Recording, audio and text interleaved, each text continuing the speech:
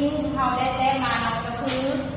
อันนี้จะมีสองแว่นคือกันคือแว่นที่หนึ่งและแว่นที่สองแล้วมีจุดมีวัตถุ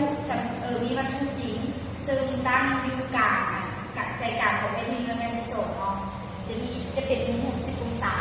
แล้วเราจะมาสังเกตดูว่าวัตถุทำอิฐกระทบใส่แว่นที่หนึ่ง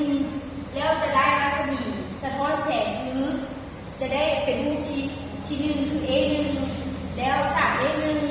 กระทบใส่หลังแว่นที่สองตั้งฉากกับหลังแว่นที่สองจะได้รูปที่สองคือ A2 จาก A2 กระทบใส่หลังแว่นที่หนึ่งจะได้เป็น A3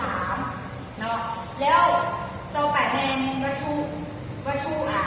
ที่วัตถุจำนวนวัตถุจริงนี่เนาะจะกระทบใส่แว่นที่สองก็คือกระทบใส่แว่นที่สองตั้งฉากกับแว่นที่สองจะได้รัศมีสะท้อนแสงก็คือ A3 จะได้รูปที่3รูปที่3มากระทบใส่แว่นที่หนึ่งแล้วจะเกิดเป็นสะท้อนแสงคือจะได้ A1 เป็นรูปจะได้ A4 เป็นรูปที่4จากรูปที่4จาก A4 กระทบใส่หลังแว่นที่2จะเกิดเป็นรูปที่5ก็คือ A5 เนาะโดยข้อนี้ก็มี